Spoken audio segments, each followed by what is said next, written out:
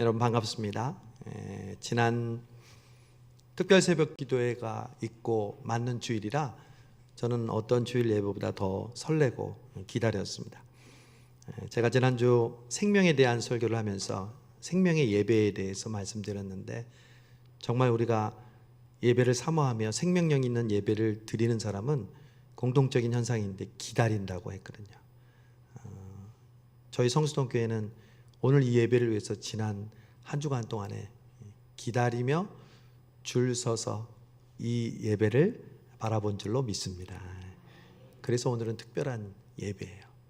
오늘 오신 분들이 평범한 분이 아닌 것 같아요. 한 분 한 분이 그래서 기다리신 분이고, 또 기다림을 통해서 보내주신 분들이 오늘 이 예배에 참석하고 있는 줄로 믿습니다. 여러분, 저는 이번 한 달 동안에 2024년 우리 성수동 교회에 주시는 비전, 약속을 여러분과 함께 나누고자 한다고 말씀드렸죠. 이것은 우리 개인도 마찬가지고요, 우리 성수동 교회도 마찬가지고요. 저는 이 비전을, 이 기둥을 나무를 보면서 발견했어요. 예수님이 말씀하신 것처럼 좋은 나무는 좋은 열매를 맺는다고 했죠. 우리는 나무와도 같아요. 근데 그 나무를 보면서 그 나무가 가지고 있는 가장 중요한 요소가 무엇일까? 하나님이 깨우쳐 주셨어요.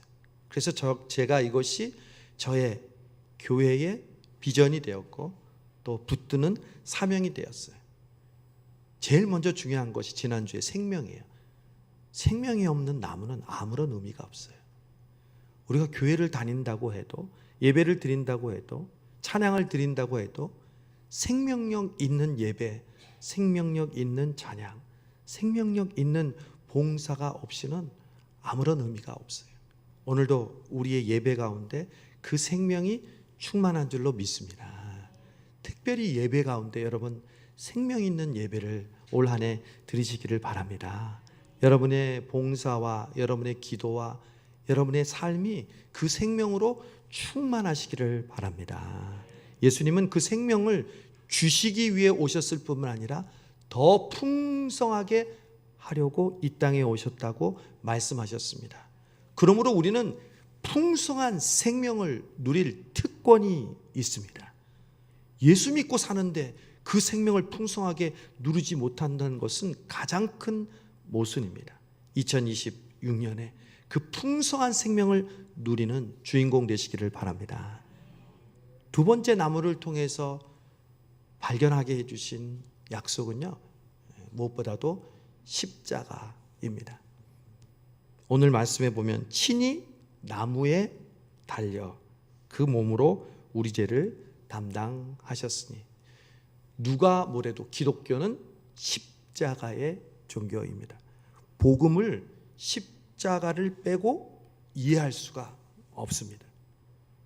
그것은 고난주간이나 사순절에만 강조하는 것이 아니라 우리의 평생 기억하고 붙잡고 그 십자가를 통해 흐르는 능력을 경험하는 것이 우리의 사명이고 우리의 신앙의 본질이라는 것이죠.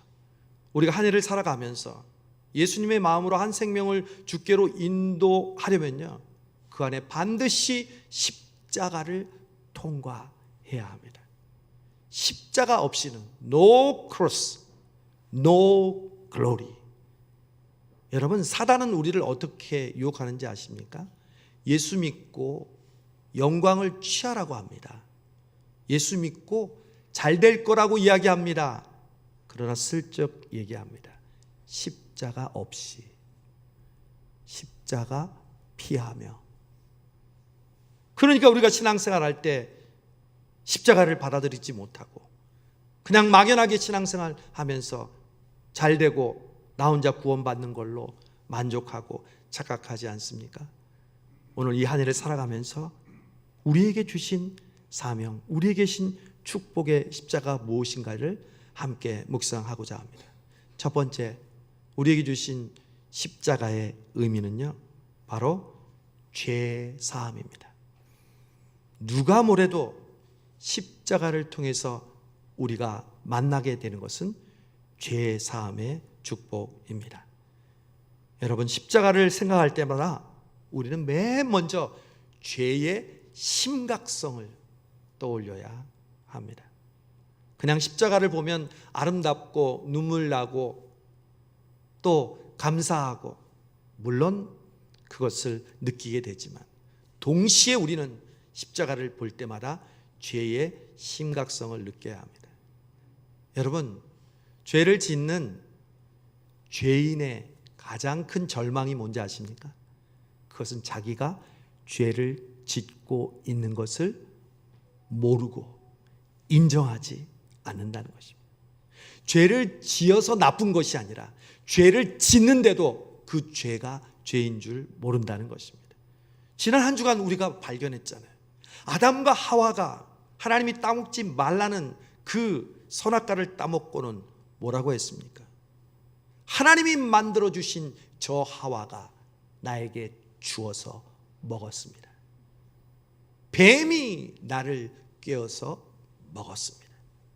가인은 하나밖에 없는 동생을 시기심으로 쳐 죽이고 난 뒤에 내 동생이 어디 있느냐 하니까 내가 아우를 지키는 자니까 뻔뻔하고 자신의 책임을 전가하는 것이 죄인의 모습이죠. 노아 시대의 사람들은 어떻다고 했습니까? 그들의 행동이 악할 뿐만 아니라 그 마음의 생각과 계획이 전적으로 부패된 것을 하나님이 보시고 한탄했다고 했습니다. 사랑하는 여러분, 저와 여러분은 예수 믿고 구원받은 줄로 믿습니다. 그런데 여러분, 죄를 짓지 않으십니까? 우리는 죄로부터 자유합니까? 여러분, 그 죄를 어떻게 해결하십니까? 십자가는요, 예수 믿은 이후에도 우리가 그 죄와 심각하게 싸우고 그 죄를 예수님의 보혈의 은혜로 날마다 깨끗이 씻어야 하는 존재임을 우리에게 가르쳐 줍니다. 여러분, 성경에서 믿음이 제일 좋은 사람, 인물이 누구일까요? 여러 사람이 있겠죠. 아브라함도 있고 다윗도 있고 모세도 있고. 시작에서 제일 믿음이 좋은 사람 하면 떠오르는 사람 누굴까요? 바울이 아닐까요? 전무후무하게 선교 활동을 하고 얼마나 똑똑했으면 신약성경의 많은 부분을 신약성경이 되도록 쓴 사람, 그 바울. 여러분, 그 바울이 자신의 속에서 죄와 관련해서 어떠한 갈등을 겪고 있는지 이렇게 말했습니다. 바울은 내가 한 법을 깨달았노니 곧 선을 행하기 원하는 나에게 악이 함께 있는 것이로다. 내가 속사람으로는 하나님의 법을 즐거워하되 내 지체 속에서 한 다른 법이 내 마음의 법과 싸워 내 지체 속에 있는 죄의 법으로 나를 사로잡는 것을 보는도다. 오라, 나는 곤고한 사람이로다. 이 사망의 몸에서 누가 나를 건져내랴. 여러분, 다른 사람도 아니고 바울이 이렇게 고백하는 겁니다. 사실 내 속 사람에는 육체의 법과 성령의 법이 항상 싸우는데 항상 육체의 법이 이기는 나를 발견하니, 아, 이 곤고한 이 나를, 이 사망의 몸에서 누가 건져내랴. 여러분, 믿음이 좋아진다는 것, 그리고 신앙생활을 열심히 한다는 것은요, 나의 열심이 뜨거워지기 전에요, 내가 어떠한 존재인지를 깨닫는 것을 의미합니다. 바울은 아무리 선교를 많이 하고 아무리 성경을 많이 쓰고 많은 사람을 전도했지만 여전히 자신 안에서는 죄의 법이 생명의 성령의 법과 싸워 죄의 법이 자기를 사로잡는 것을 경험하고 있었습니다. 우리는 어떻습니까? 여러분, 그래서 하나님께 은혜를 입는다는 것은 내가 그런 갈등하는 존재임을 느끼고 발견하는 것입니다. 저는 지난 특별 새벽기도 창세기 말씀을 통해서 우리에게 주신 은혜가 바로 그거였습니다. 나는 가인입니다. 우리는 늘 아벨이라고 생각해서 억울하게 생각합니다. 왜 가인을 그렇게 하나님이 용서해 주나 이해하지 못할 때가 많죠. 아니요, 우리가 바로 가인입니다. 우리는 그 사실을 알지 못할 때 우리 자신의 본 모습을 우리의 눈이 가려서 알지 못하는데, 이번 새벽 기도를 통해서 하나님이 우리 자신을 점검할 수 있게 해주셨어요. 여러분, 기독교의 가장 깊은 수준의 신앙은 뭔지 아세요? 다른 사람에게 보여주는 일을 하는 것이 아니라 내 자신을 성찰하는 거예요. 내 자신을 점검하는 거예요. 아, 내가 이런 존재였구나. 내가 바로 이런 사람이구나. 누가복음의 둘째 아들처럼 시험나무 열매도 먹지 못해서 고생하고 있을 때 천사가 나타났습니까? 하나님의 음성이 들렸습니까? 아무것도 신비한 현상은 없었습니다. 단 하나 있었습니다. 우리도 똑같이 할 수 있는 겁니다. 아, 내가 잘못했구나. 우리 아버지 집에는 저렇게 행복한 삶이 있는데 내가 아버지께로 돌아가야지. 여러분, 이게 기적이에요. 이게 은혜예요. 우리의 삶 속에서도 마찬가지라니까요. 나는 지금 잘 살고 있다고 생각하고, 그리고 이 정도면 됐다고 생각하는 나에게 어느덧 하나님의 은혜가 임할 때, 하나님, 제가 잘못했습니다. 제가 하나님의 뜻대로 살지 못했습니다. 그것을 깨닫게 하실 때 아버지의 집으로 돌아가게 되고, 우리를 기다리시고 우리에게 잔치를 벌여주는 하나님 아버지를 만나게 해주시는 줄로 믿습니다. 그러므로 여러분, 십자가를 볼 때마다 항상 두 가지 단어를 생각하셔야 합니다. 이미, 그리고 아직 사이에 우리가 있다는 거예요. 우리는 이미 구원받은 존재인 줄로 믿습니다. 이미 예수님은 사탄의 머리를 깨트리고 승리하셨습니다. 그러나 저와 여러분은 아직 하늘나라에 이르지 못했습니다. 아직 완전한 하나님의 영광을 지금 경험하지 못했습니다. 그래서 우리는 항상 이미와 완전 사이에 끼어있는 존재입니다. 그래서 우리는 갈등할 수밖에 없고 육체의 법과 싸울 수밖에 없다는 거죠. 그때마다 기억해야 될 것은 십자가를 보면서 그 죄의 심각성을 깨닫고, 그 십자가를 통해 우리의 죄를 용서해 주신 주님 앞에 겸손하게 납작 엎드려서 우리의 실체를 바라보는 것, 그것이 바로 십자가의 의미라는 것이죠. 두 번째 십자가의 의미는요, 예수님이 그러셨던 것처럼 십자가의 자발성입니다. 첫 번째는 십자가를 통한 죄사함, 두 번째는 십자가의 자발성이라는 거죠.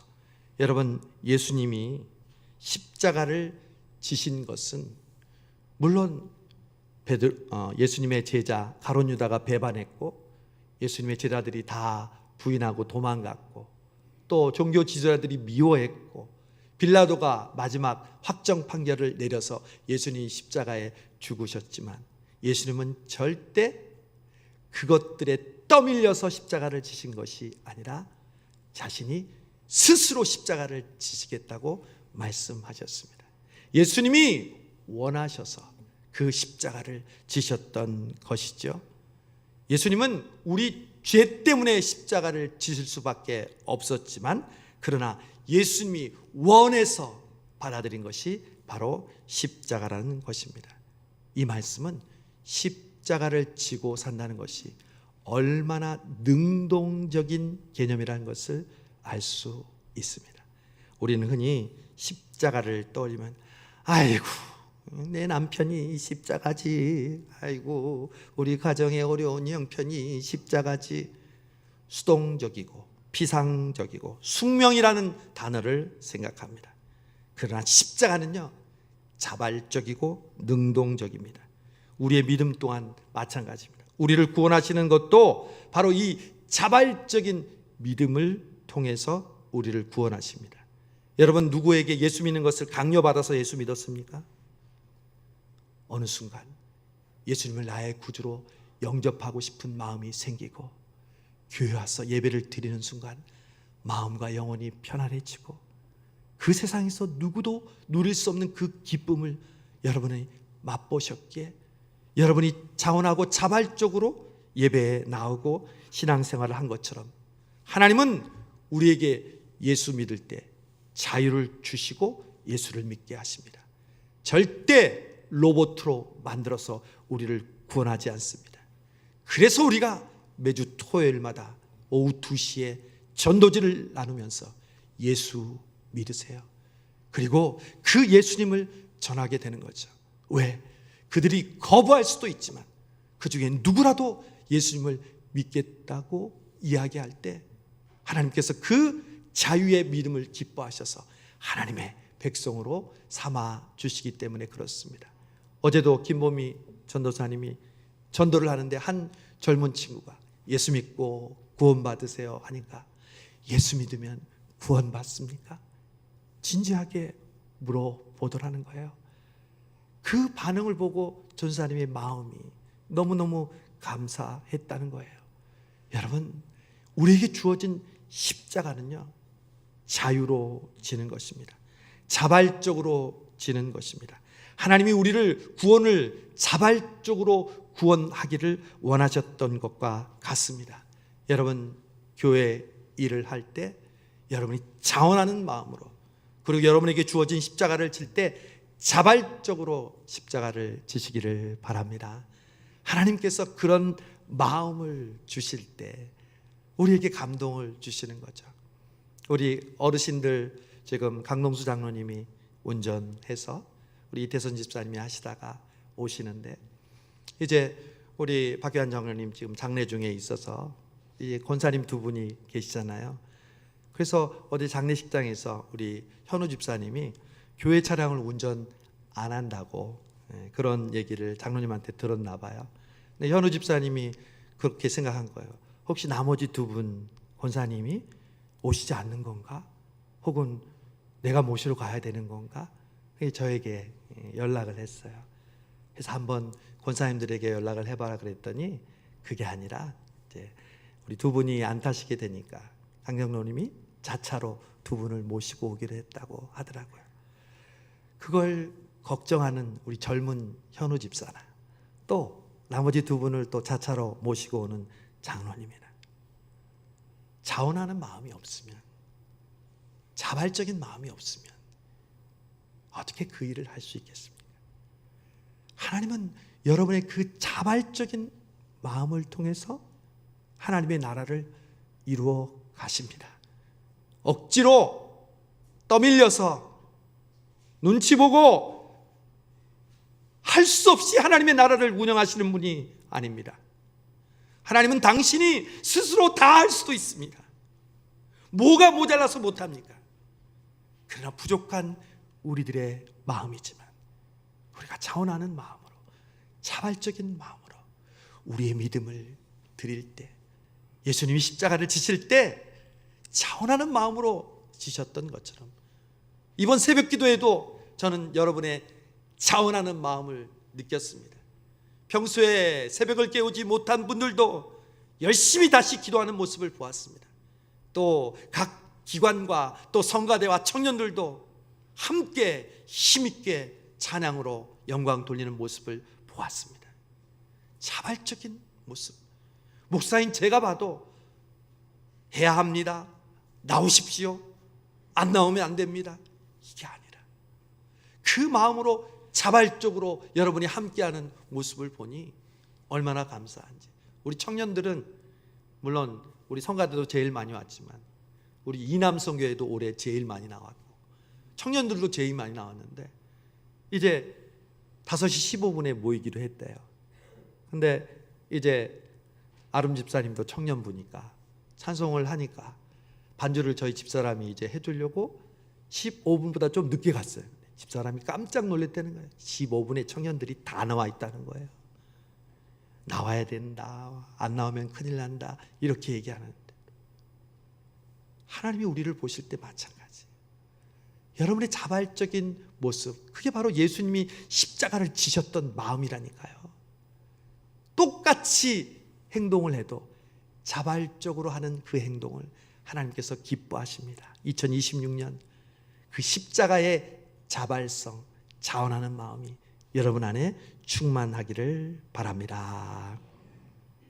자, 3가지라고 그랬는데 첫 번째는 십자가의 죄사함, 두 번째는 십자가의 자발성, 세 번째는요, 십자가의 자기 희생입니다. 여러분, 십자가는 자기 희생을 통해 다른 사람을 섬기는 겁니다. 예수님이 자기 잘 되려고 십자가 지셨나요? 자기 높아지려고 십자가 지셨나요? 자기를 희생하면서 우리를 살리기 위해 십자가를 지셨잖아요. 예수님은 이 땅에 섬김을 받으러 온 것이 아니라 섬기려 하고 도리어 자기 목숨을 많은 사람의 대속물로 주기 위해서 오신 것, 그것이 바로 십자가였습니다. 여러분, 우리가 세상 사람들과 다른 게 뭐예요? 여러분, 믿지 않는 다른 사람들과 교회 다니는 여러분과 다른 게 뭡니까? 여러분의 혹시 머리에 하얀 띠가 생깁니까? 혹은 숨겨둔 날개가 여러분에게 있습니까? 우리는 세상 사람들과 어찌 보면 똑같습니다. 먹고 자고 일하고 또 행복하기 위하여 애쓰고. 여러분, 그런데 세상 사람과 정말 다른 점이 있습니다. 그것은 세상 사람과 여러분들을 확실하게 구분합니다. 세상 사람들은 돈과 권력을, 행복을 얻기 위해 끊임없이 몸부림치며 살아갑니다. 그런데 어느새 교회도 그렇지 않습니까? 세상의 성공을 바라고 이웃을 긍휼히 여기보다는 자신의 안정과 평안을 구하고 복음을 위한 도전과 불편함보다는 편안한 길을 선택하는데 익숙하지 않습니까?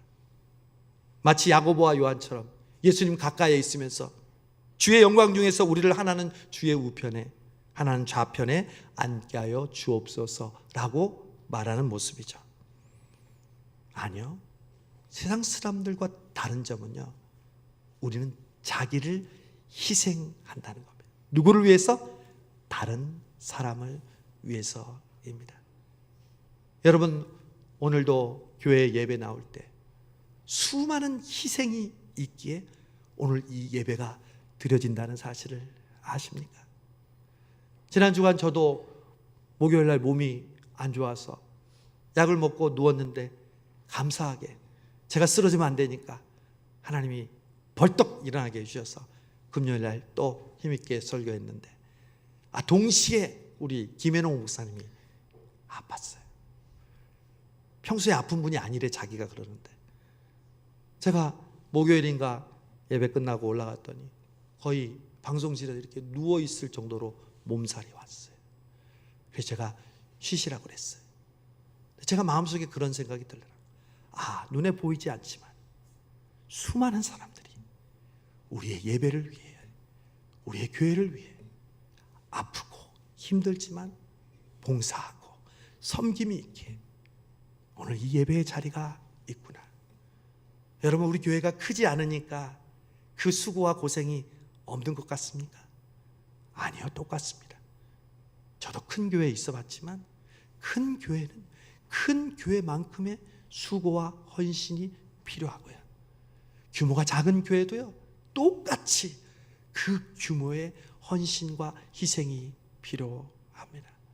오늘도 이 자리를 위해서 지금도 식사를 준비하고 있는 구역 식구들, 주차를 돕고 있는 우리 주차팀, 또 방송실 교사들, 여러분, 이 수고와 헌신, 이 희생이 없이는요, 우리는 절대 교회라는 공동체를 운영해 갈 수가 없습니다. 그리고 그 희생의 주인공이 바로 여러분이라는 걸 명심하시기를 바랍니다. 어제도 장례 예배에 왔는데 많은 성도들이 오셨어요. 우리 젊은 부부들도 오셨더라고요. 그 저녁 시간에 아이들을 놔두고 예배 시간에 온다는 것, 그것이 쉬운 일입니까? 안 가면 그만입니다. 그리고 당연히 그럴 줄 알 줄 압니다. 아니요, 자기의 희생, 자기의 헌신이 있을 때 그곳에 하나님의 귀한 역사가 일어납니다. 저는 대학에서 음악을 전공했습니다. 그리고 신학을 공부해서 목사가 되었습니다. 그래서 많은 분들이 목사님 어떻게 음악을 전공했는데 신학을 하게 되셨어요? 저는 과연 어떻게 목사가 되었을까요? 제가 혹시 죽었다 살아나는 체험을 했을까요? 죄송합니다. 그런 신비적인 체험을 하지는 못했습니다. 그러나 저는 분명하게 기억합니다. 대학교 2학년 무렵 진로 문제로 고민하고 있었습니다. 왜? 성악을 전공한다는 것은요, 직장이 없잖아요. 유학 가서 훌륭한 성악가로 귀국하든지, 아니면 선생님이 되든지, 아니면 합창단에 들어가는 것. 저 선생님이 되려고 교직 이수했어요. 근데 선생님은 아닌 것 같았어요. 근데 집에 형편상 유학도 못 보내주니까 이러지도 못하고 저러지도 못하는 가운데 학교에 벤치에 앉아 있을 때였습니다. 그때 갑자기 주마등처럼 한 사람의 모습이 스쳐 지나가는데, 예수님의 모습, 청년 예수님 모습. 여러분, 예수님은 3년 동안요, 그렇게 주무실 시간, 식사할 겨를도 없었는데 철저히 다른 사람을 위해서 사셨습니다. 그 모습이 파노라마처럼, 주마등처럼 지나가는데 제 마음속에 성령의 음성이 들렸습니다. 정하나, 너도 그렇게 살아야지. 내 주님, 그렇게 살아야지. 입으로는, 마음으로는 동의했지만 제 마음속에 전적으로 동의가 되지 않았습니다. 그런데 그 음성이요, 늘 저의 마음을 울렸습니다. 너도 그 사람처럼 살아야지. 저는 그 음성이 오늘날의 저를 있게 했다고 확신하고 있습니다. 청년 시절 개척교회에서 수많은 봉사와 섬김을 하면서도 전혀 힘들지 않고, 새벽 기도 시간이 되면 응봉동에서 옥수동으로 새벽 기도를 하러 올 때의 그 설레임, 새벽 기도를 끝나고 갈 때의 그 기쁨을 저는 아직도 기억합니다.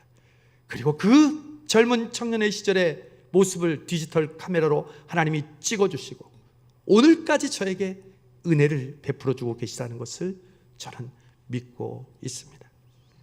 제가 어저께 참으로 바쁜 하루를 보냈습니다. 어저께가 새벽 기도가 끝나는 날이기도 하고요. 또 어저께 오랜만에 지난번 교회 청년이 결혼 주례를 부탁한 날이어서 오후 2시에는 용인에 있는 한 교회에서 결혼 주례를 했습니다. 그리고 그날 저녁에는 또 우리 교회 귀한 가정에 또 장례 예배를 인도해야 했죠.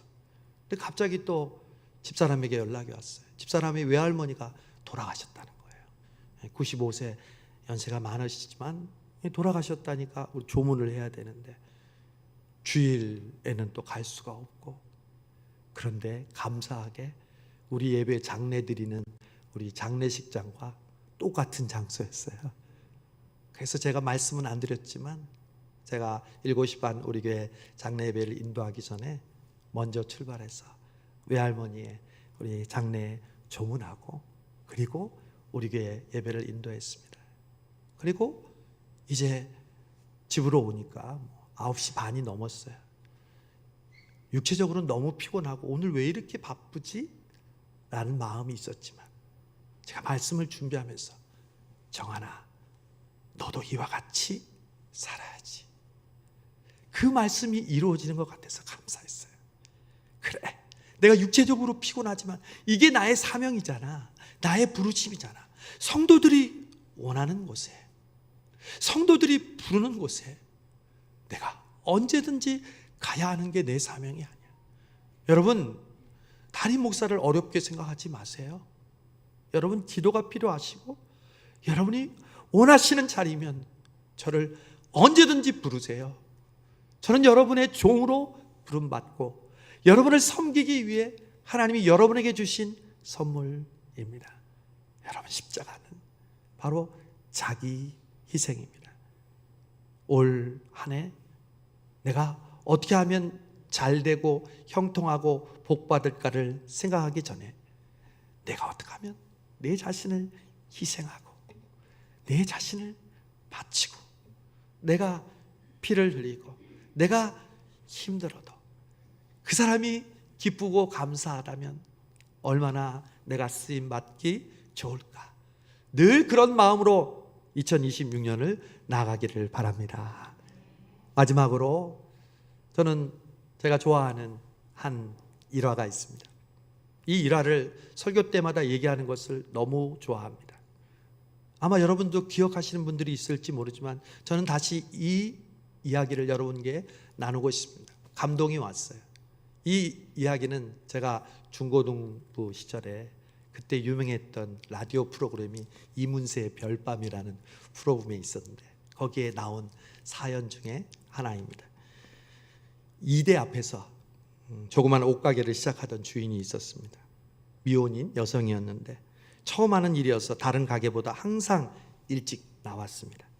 그날도 역시 일찍 나와서 이제 길에는 사람들도 한적하고 문을 연 가게도 없었습니다. 가게 문 셔터를 열려고 아래쪽을 보는데 가게 앞에 뭐가 떨어져 있는 거예요. 보니까 지갑이에요. 근데 지갑 안을 봤더니 150만 원이 있었어요.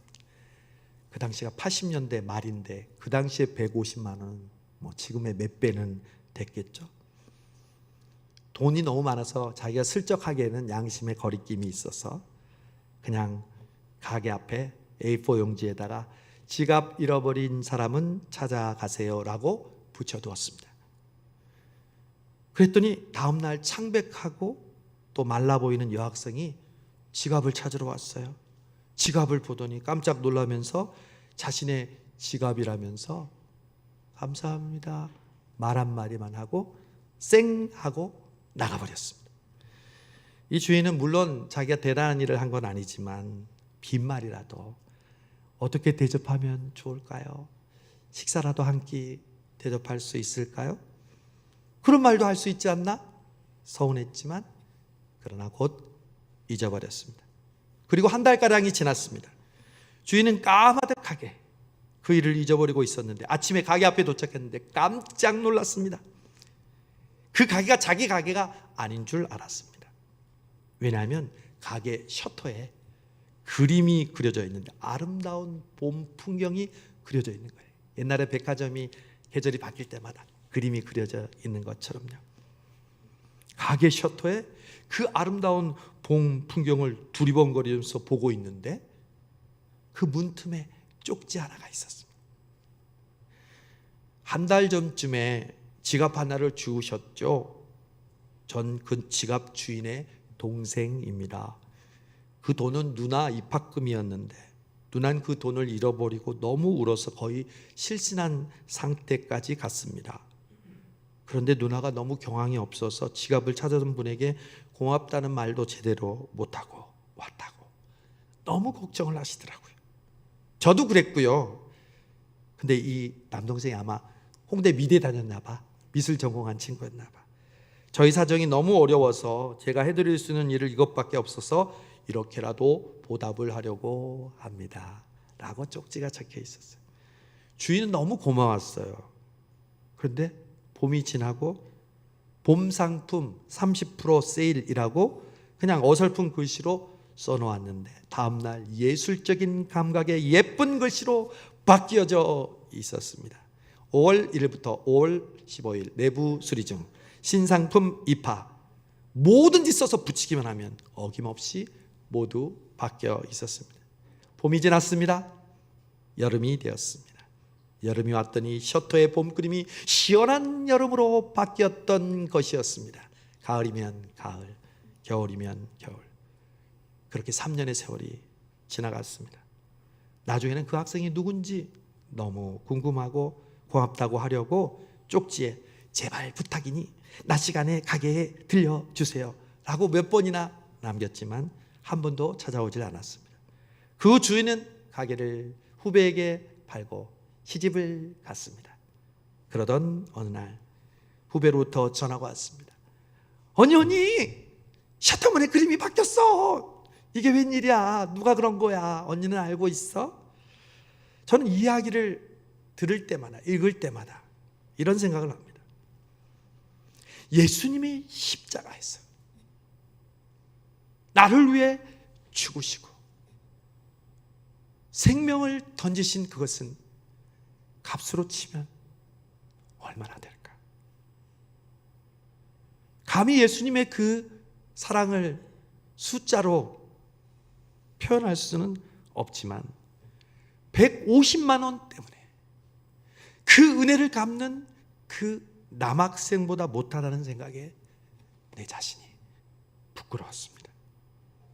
그리고 나 혼자 그 학생을 생각해 봅니다.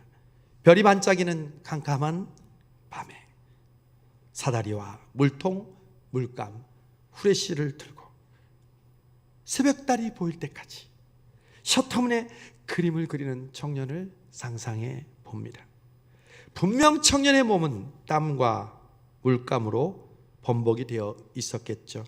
다 된 그림을 보고 이마에 땀을 훔치면서 미소 짓는 청년의 얼굴은 별보다도 더 환하게 빛나고 있지 않았을까요? 사랑하는 성수동교회 성도 여러분, 새해가 시작되었습니다. 새해 하나님께서 우리에게 주시는 축복과 은혜는 분명 우리에게 주어질 것입니다. 그러나 우리는 그 가운데 반드시 통과해야 할 십자가가 있습니다. 그 십자가를 통해 우리가 얼마나 그 죄로 인하여 예수님이 십자가를 질 수밖에 없는 존재인지, 그 죄의 심각성을 늘 고백하는 우리가 되기를 원합니다. 그리고 그 십자가에 예수님이 자원하는 마음으로 가셨던 것처럼 우리도 자발적으로 그 십자가의 길을 예수님과 함께 가기를 원합니다. 그리고 그 청년처럼 나에게 베풀어 주신 은혜가 너무 커서 한 번, 두 번, 세 번이 아니라 평생 동안 내가 그 은혜를 갚을 길이 있다면 주여, 저는 쉬지 않고 내 자신을 희생하고 주님께 드리겠습니다. 그 고백을 하며 우리 새해를 시작하는 우리 모두가 되시기를 주님의 이름으로 축복합니다. 하나님 아버지 감사합니다. 이 귀한 새해를 우리에게 허락해 주시고 우리에게 이 십자가의 은혜를 다시 한번 기억나게 해주심을 감사합니다. 하나님 아버지, 예수님처럼 자원하는 마음으로, 그리고 희생하는 마음으로, 그리고 그 죄의 심각성을 깨닫고 날마다 십자가가 우리의 자랑이 되게 해주시옵시고 그 십자가를 굳게 붙잡고 이 새해를 나아가는 우리 모든 성도들 되게 하여 주옵소서. 예수님의 이름으로 기도하옵나이다. 아멘.